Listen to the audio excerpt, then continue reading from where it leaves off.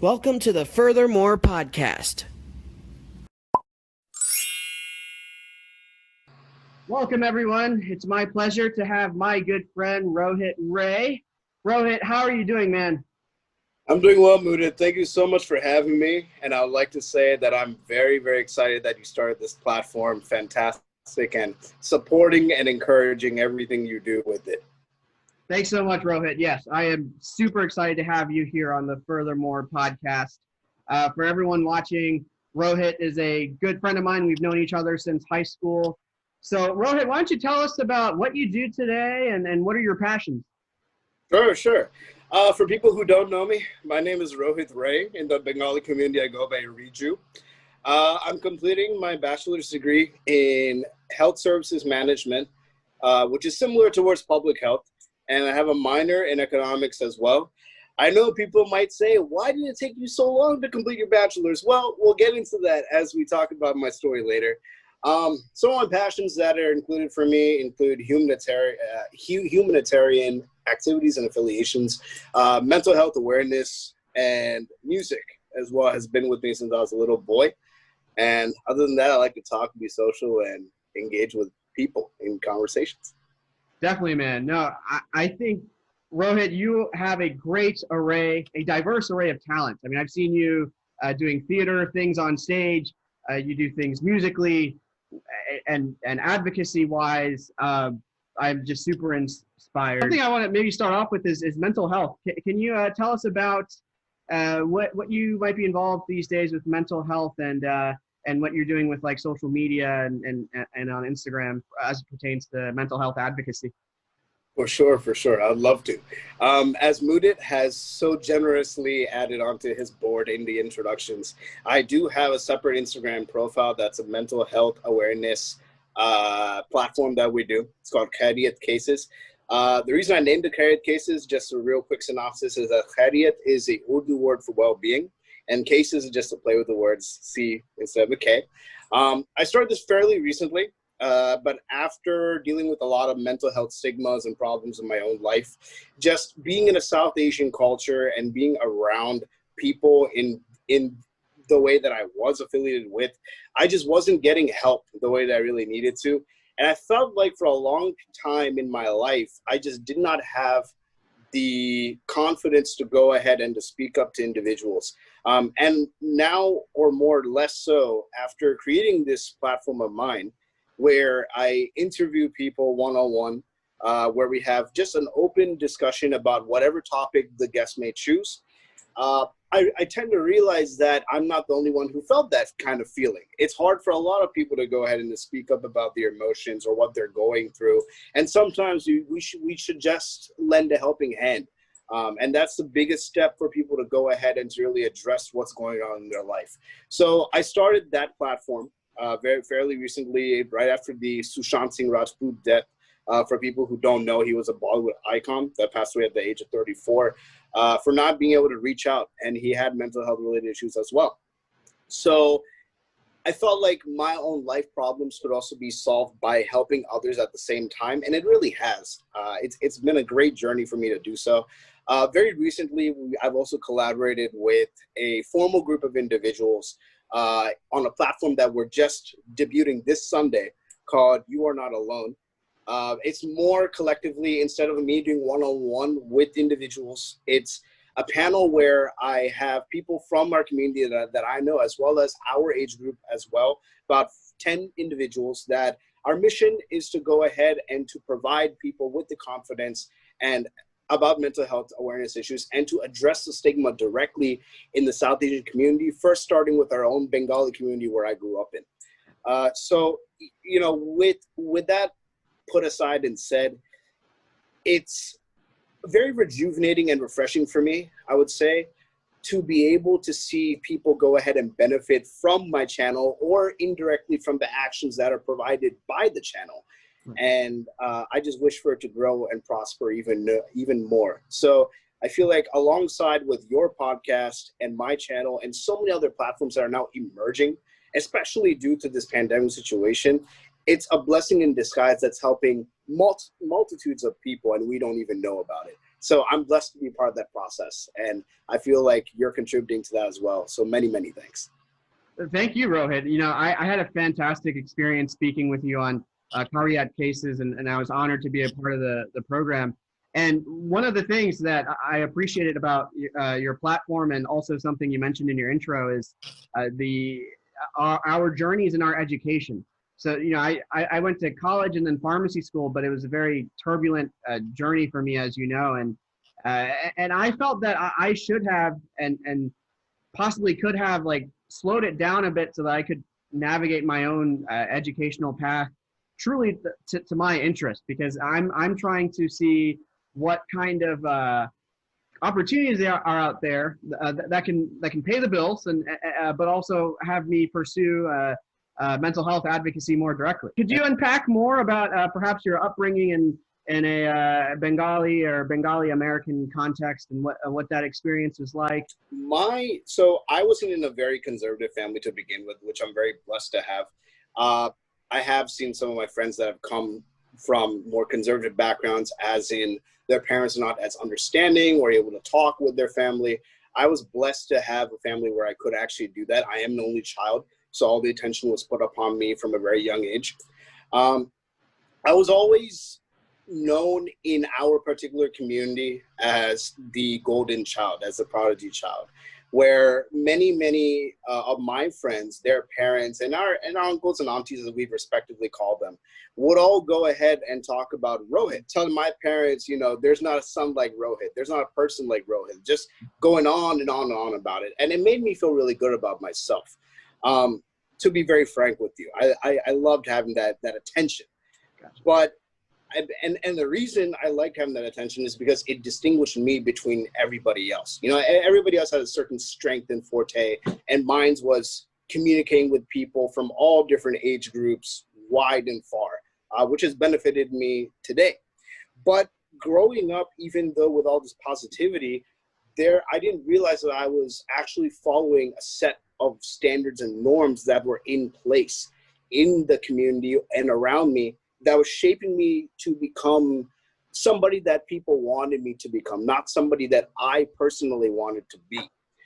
It wasn't until much later, I would say probably starting around senior year of high school, where I started thinking about my career paths and started thinking about universities that I wanted to go to. But I was very much confined and restricted towards going towards a certain university or program because maybe lack of money or because of the kind of program.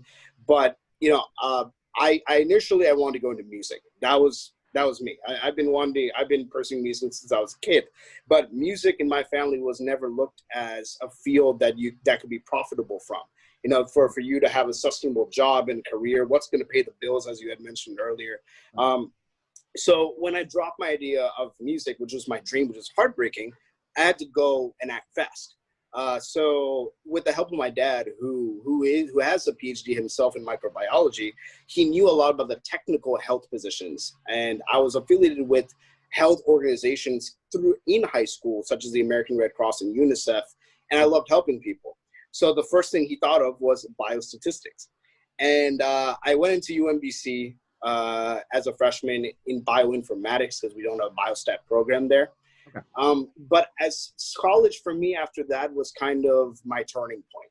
So instead of trying to please people, I started to figure out what pleases me. And that led me to do some good decisions in my life later on, and some bad decisions that I regret even now and then, but that's life as it is. Mm-hmm. And so I, in my own words, I turned from the golden boy into the doubtful boy, or the doubtful man, I should say, because I was progressing, aging wise. Yeah. And you know, now it's harder for me to explain to people, for example, some news that happened in my life, because South Asian community news spreads like wildfire. Oh, and so it's spread for me to know. It didn't take too long for people to figure out that I had dropped out from UMBC. So I spent 3 years at UMBC. I dropped out because I had some personal issues. My academics were not going well. And mentally, I was in a very bad state in my life. I had a toxic girlfriend at the time, my ex-girlfriend now, thank God. My parents were not as supportive at that time. In fact, it was so bad at a point where I had suicidal and depression tendencies because my family was not supporting me. You know, when throughout my life, the two people who I felt were my anchors were suddenly could not understand me and were suddenly gone because it was just a lack of depth perception when it came towards mental health and what was going on with me. And like I mentioned earlier in my introduction, I had trouble speaking up about it because I was afraid people would judge me. I was afraid that image of me being the golden boy and the people that people could look upon would be tarnished. To my surprise, yes, there are individuals that judge me, that don't really take me seriously anymore, which is okay. I respect your opinion and your viewpoint, but there are still people that who believed in me then, who still believe in me now. And it's simply to say that things that happen in your life, whether they're positive or negative, do not dictate who you are as an individual. And very recently, that's why I started doing mental health awareness platforms such as Kited Cases and You're Not Alone and many, many more to participate and do in the future, because I realized this is what I want to do. This was a part of me. When I started to realize what public health was, my dad, like I said, is a PhD, but he only knows the technical side of it. So he was telling me all these technical jobs. And then I realized, wait a minute, there's the nonprofit side, which I was affiliated with in high school, but didn't know it could be a career. Right. And that's when I started to really do more in-depth research. And I told myself, you know what? At first, I don't really care as much about the money that's coming in. I care that I'm making a difference in somebody else's heart, because that difference and that impact that I'm making is priceless. There's no value that you can put upon somebody's happiness. And for me, that makes myself happy. And so it's killing two birds with one stone. One thing is now I'm finally thinking about my own happiness, which I feel like growing up in a South Asian community, we have a very big problem in doing so, because we're so surrounded by gossip and negativity and not thinking about what makes us desirable, versus the opposite of not doing so. So I'm proud where I am right now. I know I have a long way to go, especially professionally, but with the right dedication and motivation, anything can be possible. So that's where I am right now. That is brilliantly stated, Rohit. And you know, I resonate with what you're saying about the nonprofit space. 99% of my interest these days, within the past couple of years after I quit my office job in a biotech company, like all my interests seem to manifest in this nonprofit space, which are more like humanitarian driven, more driven on like the well-being and happiness of people, and not so much like some corporation's bottom line, like when it kind of boils down to like what's going on in your role. It didn't hit me until you kind of said it out loud that you are an only child. Like I kind of knew that I did not know of you having any other siblings, but like I now realize that we were both only children. Yeah. 10 years later, we finally figured this out. But yeah, it's like one of those things, like once you say it out loud, it's like, huh, you are an only child, and so am I. It happens. But cool. Definitely being there, I mean, you understand it as equally as I do, that sometimes I wish I had a sibling, man, because it can be overbearing. Yeah. You know, sometimes I want to get away from it all, but I can't. But in certain ways, I'm blessed because of that, because I'm able to help my parents directly also if they need any help. I don't have to rely on somebody else to do it for me. It's a blessing in disguise. But gotcha. Yeah, that's what it is. Yeah. Yeah, I have cousins that are either in India, which is very, very far, and they're all older, and there's like slight additional layer of maybe like culture and somewhat linguistics. And then I have like distant cousins in California that aren't really related by blood, but they're all like significantly younger than me. Do you have like cousins in the immediate area, or are they like me, like just like way too far away, or what's that? So I have both. I have a section of my family. We're not first cousins, but most of them are second cousins. Okay. I unfortunately have only one first cousin who just completed her PhD in Nigeria, or South Africa. So she's going to be moving somewhere. We don't know where yet. Other than that, I have second cousins that have been settled in New Jersey and Pennsylvania, respectively, for the last, say, 15, my youngest uncle, 15, 20 years. My older uncle, about 40, 45 years he's been in America. So a lot of my mom's, and that's my mom's side of the family, by the way. So my mom's side of the family is all here, for at least for those two cousins. And the rest of my cousins and family are all back in India. You know, about distant and being close with each other, that necessarily hand in hand depends who and their mindset. But I would say, yeah, I mean, I have a relatively small family, you know, and sometimes I get overwhelmed by looking at people that have a big family because I wonder how they all handle it. And, you know, and also with having more family members comes more drama that comes into the family. It's just a natural process that happens. Yeah. But, you know, I guess you can say I'm blessed in that way too. No, I hear you. I totally hear you. I wanted to quickly touch on, so your bachelor's concentration is in health services management and a minor in economics. And a couple of questions for you is like I'm getting more and more fascinated these days with the intersection of public health and mental health. Because mental health is such a crisis in this country that I think it's personally it's useful to look at it on this bigger public health kind of macro scale level. So I'm wondering, could you just kind of generally talk about what kind of directions you see yourself taking your bachelor's training, and then also how that may pertain to mental health? For sure. So, you know, first of all, before I go into what I want to do with it, I'd like to say, you know, by God's grace, if I go ahead and I'm able to complete these degrees, and I will, otherwise we'll see what goes on. Sure. Okay. The ultimate goal is to, you know, complete my bachelor's and then work sometime in the field. As soon as a general, you know, that I have to keep my options open. That's why I'm not naming a specific position. But the desire is to do an MPH with an MBA. That's why I'm doing my economics minor as well. And then if I want to, I could pursue a doctorate in public health. The reason why I want to go that far is because my ultimate goal is to manage and create my own nonprofit nonprofit government organization. Just like Red Cross and UNICEF, how they have multiple global chapters around the world. As we know, they facilitate more on medical and more on medicinal services and emergency relief funds as well. Those are the three main things that they really focus on as organizations, respective of who they're delivering it to. Like you said, mental health is a very, very big growing field. And I think it's a field that we don't touch up on a lot. But I want to go more towards a global side, particularly helping my brothers and sisters down in India, hopefully.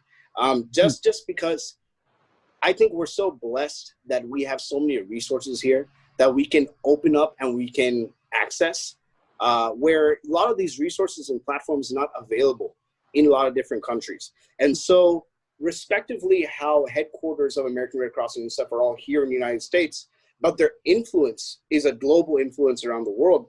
That's a similar nonprofit that I would like to create and run, but focusing on the mental health services. So mental health services, mental health education, possible maybe some centers, if I'm blessed to have such chapters, will be focusing more on services and therapy deliverance versus the mental health education aspect, where people can be educated about it, or if they want to learn about it, they can. And these would be, some of them would be obviously financial aid affiliated, some of them will not, just depending on what we get as far as funding. But my main goal is to help as many people as I can on a global scale.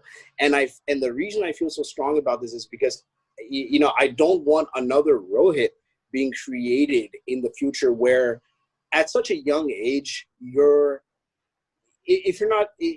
shouldn't have to be delving into matters when you think, oh, should I go to a therapist, or should I go ahead and participate in this panel? Because I feel like the biggest stigma that we have, whether it's domestic or whether it's South Asian community affiliated, or just a global standpoint in general, is that we tend to separate mental health and physical health so much that the disparity between them is treated like, if you have a physical health problem, you go to a doctor.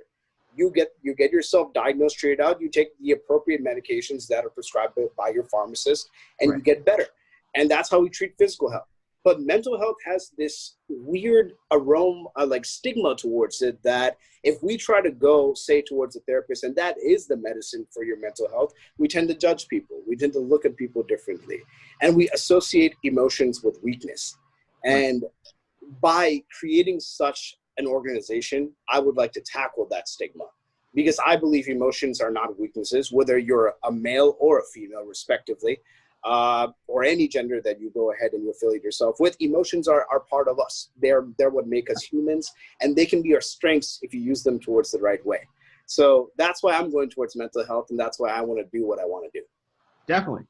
Yeah, I see myself possibly going back to school as well, just because I think my pharmacy degree, it not surprisingly has too much of this connotation that I'm behind a counter and working a traditional pharmacist job. Who knows? I see myself kind of waiting for things to hopefully normalize, like out of this pandemic and the resolving kind of lockdown, and then I may apply to MBA and or MPH programs or other perhaps niche master's programs out there. So, who knows? We might be classmates one day. That'd be really for sure. There's actually one thing that I wanted to add if you don't mind, because it just you just gave me that idea, and I tend to lose my train of thought. Just as you were saying that you having your pharmacy background, it could be generally related and connected towards mental health. My first episode that I did with Rahul Navale, he's an aspiring medical student who wants to become a psychiatrist. And the reason is because he's so strong about mental health. And people still have a problem with that. They're like, why are you being a psychiatrist if you want to get a medical degree? I'm like, are you serious? Like, come on. You want to benefit people. The whole purpose of a doctor should be to benefit people, not to earn X amount of money and to have a satisfied living. Right. Like the incentive structure, I think it should be more humanized and driven with a priority of the health and well-being of people, and not so much like the money, the paycheck that comes with it, and I guess the and in my circle's case, like the South Asian, they see clout that comes with being like a certain type of the status position. Status. Definitely. Yeah. So I think the last thing I want to ask you is maybe just how are you dealing with the pandemic and its implications? What was it like when the pandemic and the I guess the lockdown specifically when it first hit around March, and how have you been adjusting, or what was that like? Honestly, for me at first, it was devastating, as it probably was for many individuals. I was I was serving, actually. I was waiting tables while this was happening. And suddenly I go in for a morning shift, and we're said to close down all restaurants ordered by the governor. So, ever since then, I have been unemployed. And now that hiring is starting to go ahead and revamp up in a lot of companies, I am submitting interviews and applications for other positions, and touch wood, if everything goes well, something will happen. Right. But I feel like in general, despite the financial crunch and despite being jobless, the amount of time that we've had towards ourselves has been reflective, especially towards me, and it's given me a mental break. Actually, I feel like this time is a blessing in disguise, because not only was I able to go ahead and use the time to create, Khairiyat cases and think about other matters that were at hand, but I was able to really go ahead and value my relationships and my friends and my family and all these other things that I had taken for granted. Or we just say sometimes that, okay, for example, if a friend hits you up, hey, what's up? We just text them, nothing much. I'll respond to you later. And we never get back to them because we're so busy and consumed with our daily lives. And some people, don't mind me, still got that going. I know some people are still working from home and they're actively working. Deadlines have been pushed ahead. So it's stressful for a lot of individuals. Right. But I feel like it's a time to relearn how we communicate with people too. For the first time, I'm seeing people video chat or just call somebody whenever, do you remember picking up a phone and calling? Yeah, I forgot it. But I'm amazed that I could actually go ahead and have that conversation with people. And I was more amazed that so many other people have the same kind of ideologies towards it. We've become so mechanical with our lives that we've become mechanical with the way that we communicate and associate our relationships. And I feel like this pandemic is a blessing for us to really reevaluate how we treat our friends, who we should allow to escape from our lives and who we should allow to enter into our lives. Or if there's somebody that we felt like we missed, we can give them a second chance to enter back into our lives as well. So it's a blessing, man. I know I keep saying that, but I say that because everything happens for a reason. I strongly believe in that. Okay. And although this pandemic has given so many negative hurdles, there's so many positive hurdles that if we take some time to cool down and to think about it, there are a lot of positives that have come out of this. And one of them has definitely been optimism and hope and gratitude and patience. Yeah.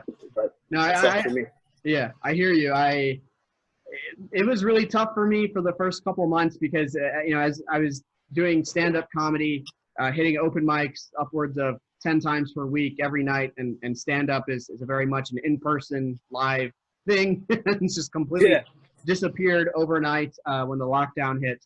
And, thankfully, it took a few months, but, the stand-up scene has sort of accommodated itself globally with online shows and mics via Zoom, via live stream, via other cast technologies. And the other thing is, like, I totally hear you with taking time and space to reflect and nurture relationships. I mean, the work I do now is entirely freelance. I pick up writing gigs, and I make a very humbling amount of money from that. But I'm very thankful to be in a position where my family is supporting my time, like during this pandemic as it resolves. I mean, I would much rather hop back into employment or full-time education when this, like, when the pandemic resolves, when like when we're not worried about social distancing 24/7 and that sort of thing. And so especially with, as you know, I have a bipolar disorder and like the fluctuating moods and sleep issues. It's like I kind of, because I have the capacity to prioritize myself, I want to lean into that and reflect and nurture those relationships, and that is the lining of hope. That is the bronze lining. So yeah. I resonate with your perspective here for sure. Well, thank you so much, Rohit. It was a huge pleasure speaking with you. Yes, indeed. I will keep, so Rohit's Instagram handles are here. It's your bro Ro, as well as the Cardiac Cases handle. And I'll also put Rohit's other information, anything Rohit would like to share in the description. And huge pleasure, Rohit. Thank you so much for coming on today.